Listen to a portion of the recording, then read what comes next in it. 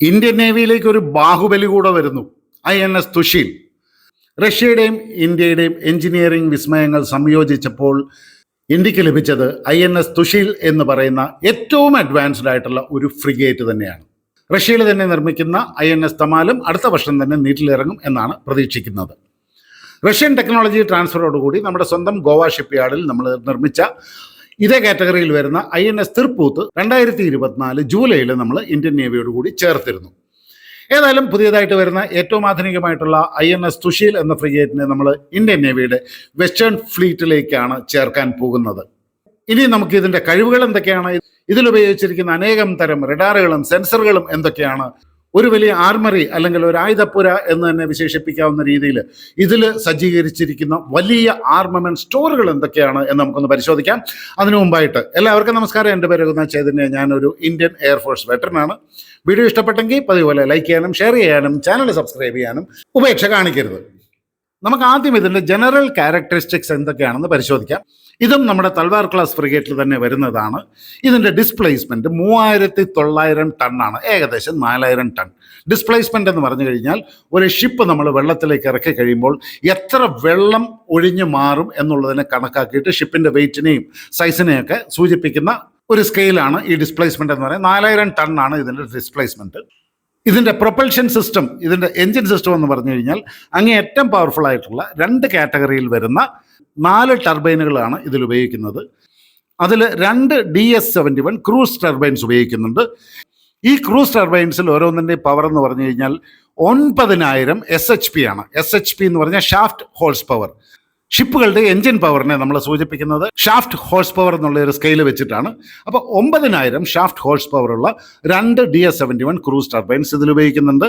കൂടാതെ 19500 shaft horse പവറുള്ള 2 DT-59 boost ടർബൈൻസും ഇതിൽ ഉപയോഗിക്കുന്നുണ്ട്. ഈ 2 കാറ്റഗറി എന്തിനാണെന്ന് വെച്ച് കഴിഞ്ഞാൽ DS-71 ക്രൂസ് ടർബൈൻസ് ഉപയോഗിച്ച് മാത്രം ഈ കപ്പൽ മുന്നോട്ട് പോവുകയാണെങ്കിൽ 26 km/h ആയിരിക്കും ഇതിൻ്റെ സ്പീഡ്. അങ്ങനെ ഇതിന് 9000 കിലോമീറ്റർ ദൂരം താണ്ടാൻ സാധിക്കും. അതേസമയം ശത്രുക്കളുടെ ഷിപ്പിനെ ആക്രമിക്കാൻ പിന്തുടരുമ്പോഴോ അല്ലെങ്കിൽ പെട്ടെന്നൊരു ലൊക്കേഷനിൽ അത്യാവശ്യമായിട്ട് എത്തേണ്ട ഒരു സാഹചര്യം വരുമ്പോഴോ ഇതിന് വളരെ വലിയൊരു സ്പീഡിൽ സഞ്ചരിക്കേണ്ടി വരും. ഇത് സമുദ്രത്തിൽ കൂടി 56 km/h സ്പീഡിൽ ഇതിന് സഞ്ചരിക്കാൻ സാധിക്കും. അതിനു വേണ്ടിയിട്ടാണ് ഈ 2 ബൂസ്റ്റ് ടർബൈൻസ് ഉപയോഗിക്കുന്നത്. അങ്ങനെ വരുമ്പോൾ ഇതിൻ്റെ റേഞ്ച് 3000 കിലോമീറ്ററായിട്ട് കുറയുന്നുണ്ട്. എന്നാലും 3000 കിലോമീറ്റർ എന്ന് പറഞ്ഞാൽ വളരെ വലിയൊരു ദൂരമാണ്. 180 ക്രൂസാണ് ഈ ഷിപ്പിൻ്റെ ഓരോ പ്രവർത്തനങ്ങളും നിയന്ത്രിക്കുന്നത്. തുഷീൽ എന്നുള്ള പേരിൻ്റെ അർത്ഥം തന്നെ സുരക്ഷാ കവചമെന്നാണ്. ഇത് ലോകത്തിലെ ഏറ്റവും നല്ല ഫ്രിഗേറ്റ്സുകളുടെ ഗണത്തിൽ വരുന്നു എന്നാണ് ഇപ്പോൾ എക്സ്പേർട്ട് ഒപ്പീനിയൻ വരുന്നത്. ഏതായാലും നമുക്ക് ഇതിൻ്റെ സ്പെസിഫിക്കേഷൻസിലേക്ക് ഒന്ന് പോകാം. ആദ്യം ഇതിലെ നൂതനമായ ഒരുപാട് റഡാറുകളും സെൻസറുകളും ഉണ്ട്. അതെന്തൊക്കെയാണെന്ന് പരിശോധിക്കാം. ആദ്യം തന്നെ നമുക്ക് പറയാം ഗാർപൂൺ B എന്ന് പറയുന്ന ഒരു I-band സർഫസ് സെർച്ച് റഡാർ എന്ന് പറഞ്ഞു കഴിഞ്ഞാൽ ഇത് സമുദ്ര ഉപരിതലത്തിൽ കൂടി നടക്കുന്ന ഓരോരോ ടാർഗറ്റ്സിനെയും കണ്ടുപിടിക്കാൻ വേണ്ടി ഉപയോഗിക്കുന്നു. 141 കിലോമീറ്ററാണ് ഇതിൻ്റെ റേഞ്ച്. ഇത്രയും ദൂരത്തിലുള്ള ടാർഗറ്റുകളെ കണ്ടുപിടിക്കാനും നമുക്കതിനെ എൻഗേജ് ചെയ്യാനുള്ള തയ്യാറെടുപ്പ് നടത്താനും ഇത് നമ്മളെ സഹായിക്കും. രണ്ടാമത് MR21201-1 എന്ന് പറയുന്ന ഒരു X-band short range surface search and navigation റഡാറാണ്. X-band റഡാർ എന്ന് പറയുമ്പോൾ നമുക്കറിയാം വളരെ ഹൈ ഫ്രീക്വൻസിയാണ്. അതുകൊണ്ട് തന്നെ ഇതിൻ്റെ റേഞ്ച് താരതമ്യേന കുറവായിരിക്കും. 46 കിലോമീറ്ററാണ് ഇതിൻ്റെ റേഞ്ച്. അപ്പോൾ സമുദ്ര യുദ്ധങ്ങളിൽ 46 കിലോമീറ്റർ എന്ന് പറയുന്നത് നല്ലൊരു റേഞ്ചാണ്, വളരെ കുറവല്ല അത്. ഇതും സർഫേസ് സെർച്ചിന് വേണ്ടിയിട്ടാണ് ഉപയോഗിക്കുന്നത്. അപ്പോൾ ഒരു ചോദ്യം വരും, മറ്റൊരു സർഫേസ് സെർച്ച് റഡാർ ഉള്ളപ്പോൾ എന്തിനാ ഈ റേഞ്ച് കുറഞ്ഞ ഒരെണ്ണം കൂടെ എന്ന്? കാരണം ഇത് X-band റഡാർ ആയതുകൊണ്ട് തന്നെ ഇത് വളരെ കൃത്യതയോടുകൂടിയുള്ള വളരെ ക്ലിയർ ആയിട്ടുള്ള പിക്ചർ നൽകാനായിട്ട് ഇത് ഉപയോഗിക്കും. അതുകൊണ്ട് തന്നെ സർഫേസ് സർവൈലൻസിന് വളരെ ആക്യുറേറ്റ് ആയിട്ടുള്ള ഡേറ്റ ഇത് പ്രൊവൈഡ് ചെയ്യും. അതുകൊണ്ട് ഇത് നമുക്ക് ആവശ്യമാണ്. പിന്നെ മറ്റൊരു റഡാർ സിസ്റ്റം എന്ന് പറയുന്നത് കെൽവിൻ ഹ്യൂസിൻ്റെ ന്യൂക്ലിയസ് 26000A എന്ന് പറയുന്ന ഒരു റഡാറാണ്. ഇതും സർഫസ് സെർച്ചിന് വേണ്ടി തന്നെയാണ് ഉപയോഗിക്കുന്നത്. ഇതും X-band ഫ്രീക്വൻസി തന്നെയാണ് വർക്ക് ചെയ്യുന്നത്.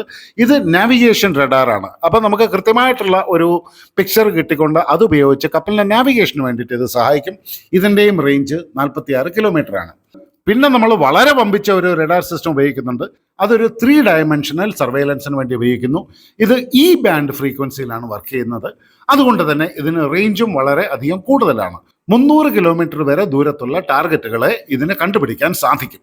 എന്ന് മാത്രമല്ല, ഇതിൻ്റെ വെർട്ടിക്കൽ ഡിറ്റക്ഷൻ, നേരെ മുകളിലേക്കുള്ള ഡിറ്റക്ഷൻ 30 കിലോമീറ്ററോളം ഉണ്ട്. എന്ന് പറഞ്ഞാൽ 30 കിലോമീറ്റർ ഉയരത്തിൽ വരുന്ന ശത്രുക്കളുടെ ആക്രമണങ്ങളെ പോലും നേരത്തെ തന്നെ കണ്ടുപിടിക്കാനായിട്ട് ഇതിന് സാധിക്കും. 230 കിലോമീറ്റർ ദൂരം നിന്നും വരുന്ന ഫൈറ്റർ വിമാനങ്ങളെ ഇതിന് കണ്ടുപിടിക്കാൻ സാധിക്കും.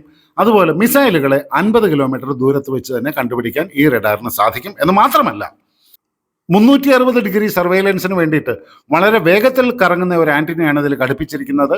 1 മിനിറ്റിൽ 15 പ്രാവശ്യം കറങ്ങാനുള്ള കഴിവുണ്ട്. എന്ന് പറഞ്ഞാൽ 4 സെക്കൻഡ് മാത്രമേ ഒരു കറക്കം പൂർത്തിയാക്കാനായിട്ട് ഈ ആന്റിന ഉപയോഗിക്കുകയുള്ളൂ. പിന്നെ നമ്മൾ 3 തരം ഫയർ കൺട്രോൾ സിസ്റ്റംസും ഇതിൽ ഉപയോഗിക്കുന്നുണ്ട്. ഇതിലെ ഒരു ആയുധമാണ് 100 മില്ലിമീറ്റർ നേവൽ ഗണ്ണുകൾ. അപ്പോൾ ഈ ഗണ്ണുകളെ ടാർഗറ്റ് എൻഗേജ് ചെയ്യാൻ സഹായിക്കാൻ വേണ്ടിയിട്ടാണ് ഈ പ്യൂമ ഫയർ കൺട്രോൾ സിസ്റ്റം ഉപയോഗിക്കുന്നത്. പിന്നെ മറ്റൊരു ഫയർ കൺട്രോൾ സിസ്റ്റമാണ് 3R14N 11356 എന്ന് പറയുന്ന ഫയർ കൺട്രോൾ സിസ്റ്റം. ഇതിൽ ഉപയോഗിക്കുന്ന ക്ലബ് മിസൈലുകളുടെ ടാർഗറ്റിങ്ങിനെ സഹായിക്കാൻ വേണ്ടി ഉപയോഗിക്കുന്നു. പിന്നെ MR90 OREC fire control system ഉപയോഗിക്കുന്നത് ഇതിൽ ഉപയോഗിച്ചിരിക്കുന്ന സ്റ്റിൽ 1 മിസൈലുകളുടെ ടാർഗറ്റിംഗ് സഹായത്തിന് വേണ്ടിയിട്ട് ആണ്. ഇതൊന്നും കൂടാതെ നമ്മുടെ സ്വന്തം BEL നിർമ്മിച്ചിട്ടുള്ള ഹൊംസ എന്ന് പറയുന്ന ഹൾ മൗണ്ടഡ് സോനാർ അറേയും ഇതിൽ ഉപയോഗിക്കുന്നുണ്ട്. ഇത് അന്തർവാഹിനികളെ കണ്ടുപിടിക്കാൻ വേണ്ടിയിട്ടാണ്, അതായത് അണ്ടർ വാട്ടർ ഡിറ്റക്ഷന് വേണ്ടിയിട്ടാണ് ഉപയോഗിക്കുന്നത്. ഇതിനൊപ്പം തന്നെ INS തുഷീലിൽ വളരെ വലിയ ഒരു ആർമറി തന്നെ ഉണ്ട് എന്ന് പറയാം. ഒരുപാട് യുദ്ധോപകരണങ്ങൾ ഇതിൽ ഉപയോഗിക്കുന്നുണ്ട്. അതെന്താണ് എന്നുകൂടെ നമുക്കൊന്ന് നോക്കാം. ആദ്യത്തെ തന്നെ 24 സ്റ്റിൽ 1 മീഡിയം റേഞ്ച് മിസൈൽസ് നമ്മുടെ നേവിക്ക് ഓൾറൗണ്ട് പ്രൊട്ടക്ഷൻ നൽകാൻ വേണ്ടിയിട്ടാണ്. അതായത് ഷിപ്പുകൾ ഒരു ഗ്രൂപ്പിൽ പോകുമ്പോൾ ആ ഗ്രൂപ്പിൻ്റെ പൂർണ്ണമായ സുരക്ഷിതത്വം ഉറപ്പാക്കാനും അതുപോലെ തന്നെ INS തുഷീലിൻ്റെ സ്വന്തം സുരക്ഷിതത്വം ഉറപ്പാക്കാനും ഈ മിസൈൽ ഉപയോഗിക്കുന്നു. ഇതൊരു ആൻറ്റി ഷിപ്പ് മിസൈലായിട്ടോ ആൻറ്റി എയർക്രാഫ്റ്റ് മിസൈലായിട്ടോ ആൻറ്റി ഹെലികോപ്റ്റർ മിസൈലായിട്ടോ ബോട്ടുകൾക്കെതിരെയോ ഏതെങ്കിലും തരത്തിലുള്ള മറ്റ് വെസൽസിനെതിരെയോ എല്ലാം ഉപയോഗിക്കാവുന്ന ഒരു മിസൈലാണ്. ഇതിൻ്റെ ഏറ്റവും വലിയ മറ്റൊരു പ്രത്യേകത എന്ന് പറഞ്ഞു കഴിഞ്ഞാൽ ഇതിന് മൾട്ടി ടാർഗറ്റ് എൻഗേജ്മെന്റ് കേപ്പബിലിറ്റി ഉണ്ട്. എന്ന് പറഞ്ഞാൽ ഒരേ സമയത്ത് 2 മുതൽ 12 ടാർഗറ്റുകളെ വരെ ആക്രമിക്കാനായിട്ട് ഇതിന് സാധിക്കും. വളരെ വേഗത്തിലുള്ള ഒരു ഓപ്പറേഷൻ സാധ്യമാക്കുന്നതിന് വേണ്ടിയിട്ട് ഇതിൽ ഓട്ടോമേറ്റഡ് ഓപ്പറേഷൻ സംവിധാനവും സജ്ജീകരിച്ചിട്ടുണ്ട്. അങ്ങനെ ഇതിൻ്റെ കൊമ്പാറ്റ് ഓപ്പറേഷൻ ഓട്ടോമേറ്റഡ് ആയതുകൊണ്ട് തന്നെ ഇത് വളരെ പെട്ടെന്ന് വളരെ കൃത്യതയോടുകൂടി ഓപ്പറേറ്റ് ചെയ്യാനും ഈ മിസൈലിന് സാധിക്കും. ഈ മിസൈലിനെ എത്തി ആക്രമിക്കാൻ കഴിയുന്ന ഉയരപരിധി എന്ന് പറയുന്നത് 15,000 മീറ്റർ ആണ്. പക്ഷേ ഏറ്റവും താണു പറക്കുന്ന ഡ്രോണുകളെയും ക്രൂസ് മിസൈലുകളെയും പോലും ഇതിനെ എൻഗേജ് ചെയ്യാൻ പറ്റും. അതായത് സമുദ്ര ഉപരിതലത്തിൽ നിന്നും വെറും 5 മീറ്റർ ഉയരത്തിൽ നിന്ന് വരുന്ന ടാർഗറ്റുകളെ പോലും ട്രാക്ക് ചെയ്യാനും നശിപ്പിക്കാനും ഇതിന് സാധിക്കും. ശബ്ദത്തിൻ്റെ 4 ഇരട്ടി വേഗതയിൽ സഞ്ചരിക്കാൻ കഴിവുള്ള മിസൈലാണ്. 4 മാക്കാണ് ഇതിൻ്റെ speed. 70 kilogram high explosive fragmentation warhead ആണ് നമ്മൾ ഇതിൽ ഉപയോഗിക്കുന്നത്. എന്ന് മാത്രമല്ല, ഒരു എമർജൻസി സിറ്റുവേഷനിൽ വളരെ പെട്ടെന്ന് തന്നെ ഇതിനെ ഡിപ്ലോയ് ചെയ്യാൻ സാധിക്കും. ഇതിൻ്റെ സ്റ്റാൻഡ് ബൈ മോഡലിൽ നിന്നും ഡിപ്ലോയ്മെൻറ്റിലേക്ക് എത്താനായിട്ട് വെറും 5 മുതൽ 10 സെക്കൻഡ് വരെ സമയം മാത്രമേ ഈ മിസൈൽ എടുക്കുന്നുള്ളൂ. എന്ന് മാത്രമല്ല, ഒരു മിസൈൽ തൊടുത്തു വിട്ടതിന് ശേഷം 2-3 സെക്കൻഡിൻ്റെ ഉള്ളിൽ അടുത്ത മിസൈലും വെർട്ടിക്കൽ ലോഞ്ചറിൽ നിന്നും തൊടുക്കാനായിട്ട് ഇതിന് സാധിക്കും. പിന്നെ ഉപയോഗിക്കുന്ന വളരെ ശക്തമായ ഒരു മിസൈലാണ് ഈഗ്ല മിസൈൽ. റഷ്യയുടെ ഈഗ്ല മിസൈൽ എന്ന് പറഞ്ഞു കഴിഞ്ഞാൽ യുദ്ധങ്ങളിൽ വളരെയധികം വിജയം കൈവരിച്ച ഒരു മിസൈലാണ്. ഇതിൽ 8 ഈഗ്ല മിസൈലുകളാണ് നമ്മൾ ഉപയോഗിക്കാൻ പോകുന്നത്. ഇത് മാൻ പോർട്ടബിൾ മിസൈലുകളാണ്. ഒരാൾക്ക് തോളത്ത് വെച്ച് കൊണ്ടു നടന്ന് ഫയർ ചെയ്യാൻ കൊള്ളാവുന്ന ഒരു മിസൈലാണ്. പ്രത്യേകിച്ചും താണു പറക്കുന്ന വിമാനങ്ങളെയും ഹെലികോപ്റ്ററിനെയൊക്കെ വെടിവെച്ചിടാനാണ് ഇത് ഉപയോഗിക്കുന്നത്. 5.2 കിലോമീറ്റർ വരെ റേഞ്ച് ഉണ്ട്. അതുപോലെ തന്നെ 3.5 കിലോമീറ്റർ വരെ ഫ്ലൈയിങ് സീലിംഗും ഉണ്ട്. എന്ന് പറഞ്ഞാൽ 3.5 കിലോമീറ്റർ വരെ ഉയരത്തിൽ പറക്കുന്ന ടാർഗറ്റുകളെയും ഇതിന് അറ്റാക്ക് ചെയ്യാൻ സാധിക്കും. 2 മാക്ക് സ്പീഡിൽ ഇതിന് ആക്രമണം നടത്താൻ കഴിയും. 8 ബ്രഹ്മ സൂപ്പർസോണിക് ക്രൂസ് മിസൈലുകൾ ഇതിൽ ഉപയോഗിക്കുന്നുണ്ട്. അപ്പോൾ അത് കടലിലെ ടാർഗറ്റുകളെയും കരയിലെ ടാർഗറ്റുകളെയും ഒരുപോലെ അങ്ങേയറ്റം കൃത്യതയോടുകൂടിയും സൂപ്പർസോണിക് വേഗതയിലും ആക്രമിക്കാൻ കഴിയുന്ന മിസൈലാണ്. ബ്രഹ്മോസിനെ പറ്റി എല്ലാവർക്കും അറിയാവുന്നതുകൊണ്ട് ഞാൻ അധികം നീട്ടുന്നില്ല.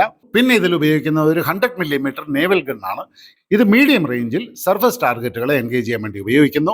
പിന്നെ 2 AK-630 CIWS എന്ന് പറഞ്ഞാൽ ക്ലോസ് ഇൻ വെപ്പൺ സിസ്റ്റംസ് നമ്മൾ ഉപയോഗിക്കുന്നുണ്ട്. ഇത് ഇൻകമിംഗ് മിസൈലുകളെയും എയർക്രാഫ്റ്റുകളെയും ക്ലോസ് റേഞ്ചിൽ ആക്രമിക്കാൻ വേണ്ടി ഉള്ളതാണ്. ഇത് മാത്രം പോരല്ലോ, കടലിൻ്റെ അടിയിൽ കൂടെ വരുന്ന ശത്രുക്കളെ നമുക്ക് എൻഗേജ് ചെയ്യേണ്ടത്. അതിനുവേണ്ടി 2 550mm ടോർപിഡോ ട്യൂബ്സ് ഇതിൽ ഉപയോഗിക്കുന്നുണ്ട്. സബ്മറീൻസിനെതിരെ നമ്മൾ ഉപയോഗിക്കാൻ പോകുന്നത് ഇന്ത്യയുടെ സ്വന്തം ഹെവി വെയ്റ്റ് ടോർപിഡോസ് ആയിട്ടുള്ള വരുണാസ്ത്രയാണ്. ഇതും കൂടാതെ സബ്മറീനെ അറ്റാക്ക് ചെയ്യാൻ വേണ്ടി തന്നെ ഉദ്ദേശിച്ചിട്ടുള്ള RBU 6000 റോക്കറ്റ് ലോഞ്ചറും ഇതിലുണ്ട്. അത് ആൻറ്റി സബ്മറീൻ റോക്കറ്റ്സിനെ ഫയർ ചെയ്യാൻ വേണ്ടിയിട്ടാണ്.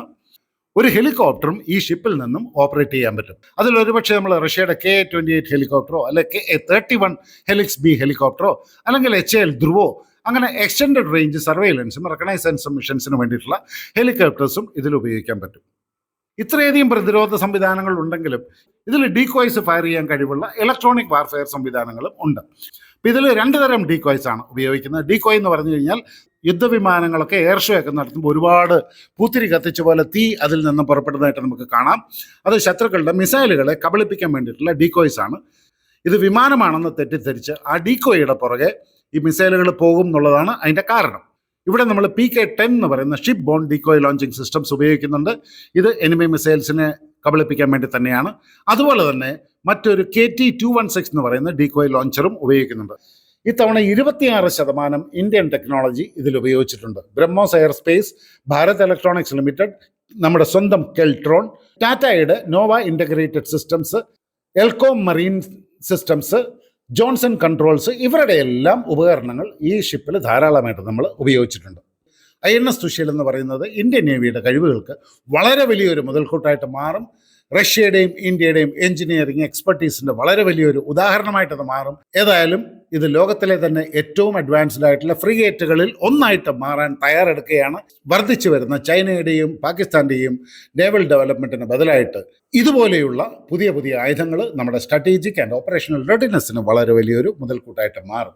വീണ്ടും കാണാൻ വളരെ എക്സൈറ്റിംഗ് ആയിട്ടുള്ള മറ്റൊരു വാർത്തയുമായിട്ട്. അതുവരെ എല്ലാവർക്കും എൻ്റെ വിനീതമായ നന്ദി, നമസ്കാരം, ജയ് ഹിന്ദ്.